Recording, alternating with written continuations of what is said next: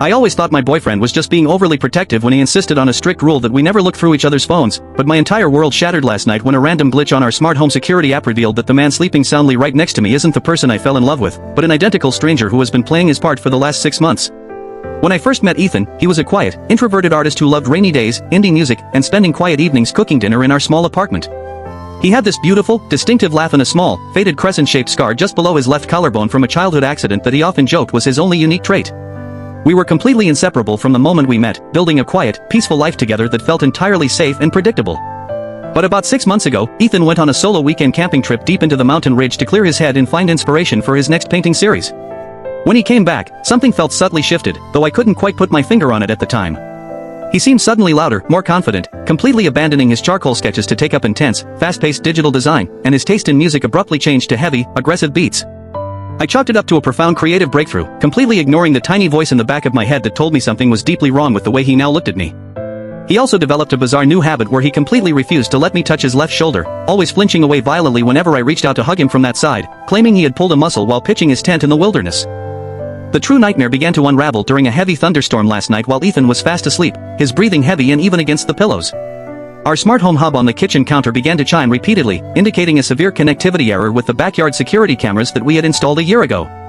I opened the master control app on my phone to reset the system, navigating deep into the archived cloud logs to see when the feed had actually cut out. As I scrolled through the timestamped video files from 6 months ago, the exact weekend Ethan was supposed to be camping alone, my thumb froze over a thumbnail recorded at 3 o'clock in the morning in our own backyard. I clicked play, watching the grainy, night vision footage in absolute silence as the back gate swung open and 2 identical figures stepped into the frame under the dim floodlights. They were wearing the exact same clothes, possessed the exact same physical build, and were locked in a silent, violent struggle near the edge of the woods. My heart hammered against my ribs as I watched one of the figures strike the other over the head with a heavy piece of firewood, watching him collapse instantly into the damp grass before dragging his lifeless body out of the camera's view toward the deep ravine behind our property. A cold, paralyzing dread washed over me as the surviving twin walked back into the clear view of the camera, wiping sweat and dirt from his face before looking directly into the lens with a terrifying, triumphant grin that made my blood turn to pure ice.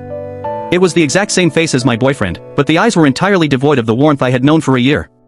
I dropped my phone onto the counter, my breath coming in ragged, shallow gasps as I forced my shaking legs to carry me back down the hallway toward our dark bedroom. I stood over the sleeping man, the ambient light from the hallway casting long, monstrous shadows across his face as I reached out with a trembling hand to gently pull down the edge of his t-shirt. The faded, crescent-shaped childhood scar that had been beneath Ethan's left collarbone for his entire life was completely gone, replaced instead by a jagged, freshly healed surgical line that looked like it had been carved into his flesh just months ago.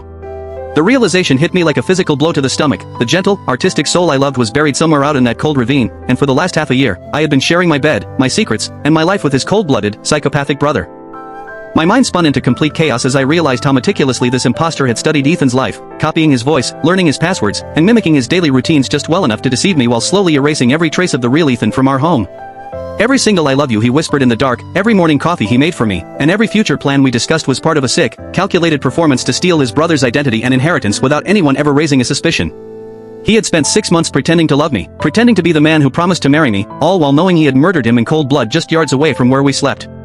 I accidentally stepped backward, my foot catching on the edge of the hardwood flooring and causing a sharp, loud creak to echo through the dead silence of the bedroom. The man on the bed instantly opened his eyes, staring directly up at me in the darkness with that same chilling, empty expression from the security footage, a slow, knowing smile spreading across his lips as he realized I was holding my phone with the security app still open. He didn't panic or try to explain, he simply sat up slowly, his voice dropping into a low, mocking whisper as he asked me if I really thought he wouldn't notice me looking through the old archives. I am backing out of the room right now, my hands wildly groping for the front door keys on the hallway console while he casually steps out of bed, completely blocking the only window escape route. I know that if I don't make it past him to the front door in the next 10 seconds, I will become the next secret buried out in that deep ravine to ensure his perfect new life stays completely protected. If your partner ever comes back from a trip feeling like a completely different person, or if their oldest habits suddenly vanish overnight, don't just blame it on personal growth. You need to look closer at who they really are before it's too late, and please tell me right now in the comments if I should scream for the neighbors or try to blindingly sprint past him into the dark storm outside.